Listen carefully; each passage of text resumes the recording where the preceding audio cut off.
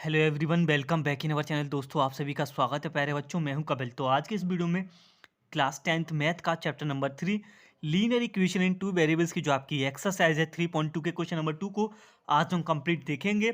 किस तरीके से अभी तक हमने देखा था इसके जो क्वेश्चन नंबर 1 में कि सब्स्टिट्यूशन मेथड से कैसे हम एक्स और वाई की जो वैल्यू है वो निकालते हैं। इसकी जो अगली एक्सरसाइज है वो आपकी 3.3 उसमें क्या है, एलिमिनेशन मेथड से हम देखेंगे एक्स वाई कैसे निकलेंगे। तो काफ़ी इंपॉर्टेंट एक्सरसाइज है बोर्ड एग्जाम को लेके, ठीक है ना। तो क्वेश्चन नंबर 1 में जिन बच्चों का डाउट रह गया था, तो देखिए आज इस क्वेश्चन नंबर 2 में आपका कंप्लीटली वो डाउट है क्लियर हो जाएगा। तो देखिए करेंगे क्या हम। सबसे पहले आपको इस इक्वेशन में दो लीनियर इक्वेशन आपको दे रखी है, तो क्वेश्चन को एक बार रीड कर देते हैं, ठीक है ना। तो आप अपनी एनसीईआरटी बुक को आप ओपन कर सकते हो, अदरवाइज ना क्वेश्चन मैंने यहाँ लिख रखा है। तो क्वेश्चन में बोला गया प्यारे बच्चों, solve 2x plus 3y equals to 11 and 2x minus 4y equals to minus 24 and hence find the value of m4 which y equals to mx plus 3। तो आपको दो लाइनें आपको दे रखी हैं, 2x plus 3y equals to 11 and 2x minus 4y equals to minus का 24। अब इन दोनों इक्वेशन को हमें नेम देना है 1 और 2। ओके, 1 और 2 नेम देने के बाद हम फ्रॉम इक्वेशन फर्स्ट से हम y का वैल्यू निकालेंगे, सेकंड में पुट कर देंगे। ओके, तो नाउ अब फिर आपसे पूछा गया इस क्वेश्चन में एक्स और वाई निकालने के बाद आपको एम बताना है। एक्स और वाई इसने बोला नहीं है कि हम पहले एक्स वाई निकालें फिर एम निकलेगा। हमें इक्वेशन देखते हैं, यहाँ समझ आ रहा है प्यारे बच्चों, क्योंकि यहाँ पे जो हमें दे रखा है वो दे रखा है y equals to m x plus 3। Okay, इतनी सी बात हमें इस इक्वेशन को देखते ही समझ आ गई प्यारे बच्चों। हम एम का वैल्यू हम तब भी निकाल सकते हैं हमारे पास एक्स निकल आए और बाई निकल आए। एक्स और बाई की जैसे ही वैल्यू निकल आएंगी तो उनको सॉल्व करने के बाद यहाँ पुट कर देंगे, एम आसानी से फाइंड किया जा सकता है। तो चलिए शुरू करते हैं अपना सेशन प्यारे बच्चों। जो बच्चे हमारे साथ न्यू जुड़ रहे हैं प्लीज़ सबसे पहले आप चैनल के बेल आइकन को आप ऑन कर दीजिएगा। साथ साथ में अगर आपको हमारी वीडियो जो हम आपको प्रोवाइड करा रहे हैं, अगर हमारे सॉल्यूशन और जो एक्सप्लेनेशन अगर आपको पसंद आए तो प्लीज़ लाइक शेयर जरूर करिएगा और चैनल को सब्सक्राइब करना बिल्कुल ना भूलें। ओके, तो ऐसे ही आपको वीडियो मिलते रहेंगे। तो देखिए सबसे पहले आपको दोनों इक्वेशन के नेम लिखने हैं, देन फ्रॉम इक्वेशन फर्स्ट से हम बाई का वैल्यू निकालेंगे। तो चलिए ये रहे आपकी इक्वेशन, मैंने यहाँ लिख रखे हैं और 1 और 2 से आपको इसको सॉल्व करके निकालना है। कंप्लीट सॉल्यूशन अब आपको हम डिस्कस करते हैं। अब हम लिखेंगे फ्रॉम इक्वेशन फर्स्ट।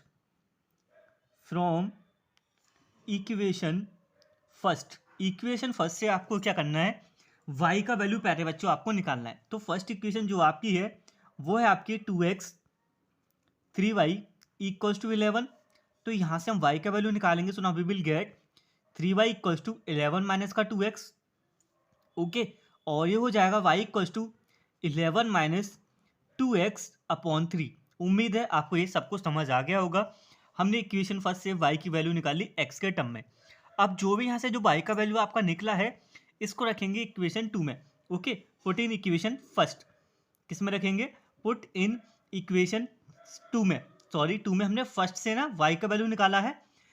अब देखो ये जरूरी नहीं कि हम इक्वेशन 1 से ही y का वैल्यू निकालें, हम सेकंड से भी निकाल सकते हैं। बट आपको याद ये रखनी है चीज़ें जो मैंने वो क्या, अगर आपने फर्स्ट इक्वेशन का यूज़ किया है y निकालने के लिए तो जो y की वैल्यू निकल के आएगी वो इक्वेशन सेकंड में रखेंगे। ओके, अब ये ज़रूरी नहीं आप y ही निकालो, आप x भी निकाल सकते हो, सो डोंट वरी। ओके, तो फर्स्ट इक्वेशन का यूज़ करके हमने y निकाल लिया। अब इक्वेशन 2 में इसको हम पुट कर देंगे। ओके, तो ना चलिए अब इक्वेशन 2 में इस वैल्यू को पुट करते हैं। तो आपकी जो इक्वेशन 2 है,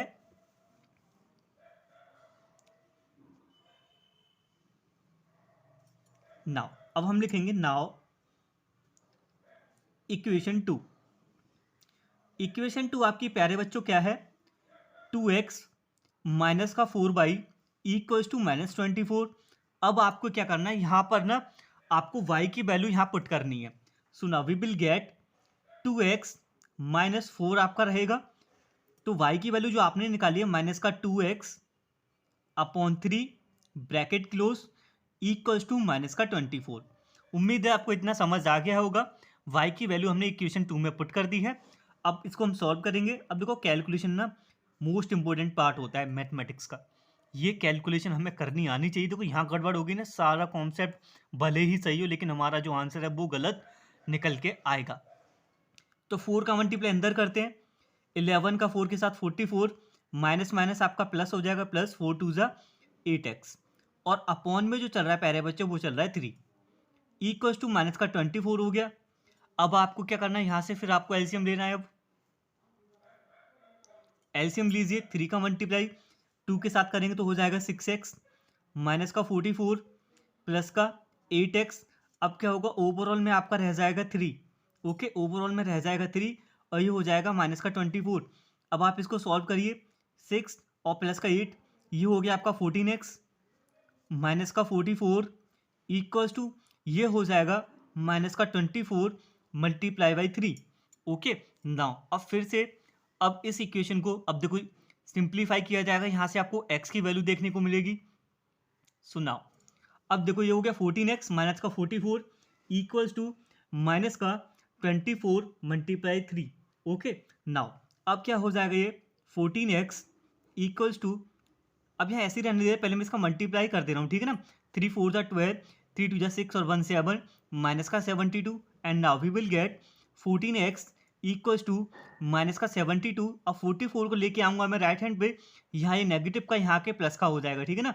तो ये हो गया 14x इक्वल्स टू माइनस का कितना हो जाएगा, जब हम माइनस करेंगे so now we will get minus का 28 and now we will get 14 से ये 2 टाइम कट हो जाएगा तो x का वैल्यू है प्यारे बच्चों वो आपका 2 आएगा। कितना आ गया, x का वैल्यू -2। देखो भले ही यहाँ पे देखो मुझे समझाने में यहाँ पे टाइम लग सकता है, हमने क्वेश्चन नंबर 1 में कई पार्ट हमने इसके सॉल्व किए थे, जिन बच्चों का डाउट रह गया वो सेकंड क्वेश्चन में आपका कंप्लीट हो जाएगा। और मैं सेकंड क्वेश्चन तक ये उम्मीद मैं आपसे करता हूँ आपको सब्स्टिट्यूशन मेथड समझ आ जाएगा। जब क्वेश्चन नंबर 3 आएगा मैं क्या कर रखूँगा, उसमें सारे क्वेश्चन को ऑलरेडी सॉल्व करके मैं आपको वहाँ दिखा दूंगा, बस इक्वेशन कैसे फ्रेम करने वो समझाऊंगा मैं, ठीक है ना। फर्स्ट और सेकंड तक उम्मीद है सब्स्टिट्यूशन आपको मेथड लगाना आ गया होगा। x का वैल्यू आपका आ गया -2। कितना आ गया x का वैल्यू -2। अब हमने जो इक्वेशन जो हमने y के जो फॉर्म में y जो निकाला था वहाँ पे इस इक्वेशन में y इक्वल्स टू माइनस का 11 माइनस के 2x अपॉन 3 में हम क्या करेंगे, x का वैल्यू डाल देंगे और हमें y यहाँ से मिल जाएगा, ठीक है ना। तो मैं इसको यहीं सॉल्व कर दे रहा हूँ, ठीक है ना। y इक्वल्स टू -2x जो था हमारा क्या था, y इक्वल्स टू 11 माइनस का 2x अपॉन 3। आप इसको ना इक्वेशन 3 भी इसको नेम दे सकते हो, हम बोल देंगे x is equal to -2 put in equation third, इसको थर्ड भी हम नेम दे सकते हैं। ओके, नाउ अब हम x का वैल्यू यहाँ पुट करते हैं, y equals to 11 minus 2 multiply -2 निकल के आया, x का वैल्यू हमने यहाँ पुट कर दिया। ओके, बहुत ही सिंपल सा कॉन्सेप्ट है। तो यहाँ से जो y निकल के आएगा आपका वो होगा 11 2 2 जा 4 प्लस का 4 हो जाएगा ये अपॉन 3, यानी कि ये होगा आपका 15/3। 3 से जब आप इसको डिवाइड करोगे प्यारे बच्चों you will get y equals to कितना निकल के आएगा आपका 3 5 जा 15, यानी कि जो y की वैल्यू है वो 5 आ जाएगी। ये जो इतना कॉन्सेप्ट है वो आपका क्वेश्चन नंबर 1 में जो हमने सब्स्टिट्यूशन मेथड आपको समझाया था, जिनका डाउट रह गया वो यहाँ पे क्लियर हो गया होगा। ओके, तो क्वेश्चन में आपसे m का वैल्यू पूछा गया था। m की वैल्यू निकालने के लिए आपको एक रिलेशन क्वेश्चन में गिवन था, y इक्वल्स टू जो दे रखा है वो रिलेशन आपको दे रखा है y equals to mx plus का 3। अब हम यहाँ से जो m है तभी निकाल सकते हैं जब हमारे पास x और y होता, तभी तो हमने इतनी सारी कैलकुलेशन की हुई है। तो यहाँ पे हम y का वैल्यू डालेंगे, y है हमारा 5 m मल्टीप्लाई x का वैल्यू आपका आ गया -2 और ये प्लस का 3। अब सिंपल सी बची कैलकुलेशन एंड आई होप इतना आप सबको आता होगा, -2m हो गया और ये प्लस का 3 हो जाएगा। हमें m चाहिए तो m को करना पड़ेगा सिंगल, m के साथ कुछ भी नहीं होना चाहिए। अब यहाँ प्लस में 3 है, पहले यहाँ से +3 हटाएंगे तो उधर जाके लेफ्ट हैंड पे ये -3m हो जाएगा। ओके, यहाँ क्या रह गया -2m, अब ये 3 उधर जाके माइनस का हो गया, so now we will get 2 equals to -2m। अब 2 से जब आप इसको डिवाइड करोगे तो you will get m equals to -1। तो हमारी जो m की वैल्यू है प्यारे बच्चों इस क्वेश्चन के लिए कितनी आई है, -1। उम्मीद है इस तरीके का क्वेश्चन अगर आपसे एग्जाम में पूछा जाता है तो आप बिना किसी प्रॉब्लम के एनी डाउट के साथ तो आप इस क्वेश्चन को वहाँ पे सॉल्व कर सकते हो। तो ये सब्स्टिट्यूशन मेथड, इसमें टाइम मैंने इसलिए लिया जिन बच्चों का डाउट अगर फर्स्ट क्वेश्चन में रह गया है वो उम्मीद है इस क्वेश्चन में क्लियर हो चुका होगा, जिससे क्या होगा थर्ड क्वेश्चन में हमें ज़्यादा टाइम वेस्ट नहीं करना पड़ेगा। वहाँ हमें वर्ड प्रॉब्लम सिर्फ आपको समझानी है, बाकी जो सब्स्टिट्यूशन मेथड से जो आपकी कैलकुलेशन रहेगी वो आपको यहाँ तक दोनों क्वेश्चन में समझ आ गई है, वही आगे थर्ड में हम अप्लाई करेंगे। तो चलिए मिलते हैं अगली वीडियो में, तब तक के लिए धन्यवाद, take care and wait for the next video.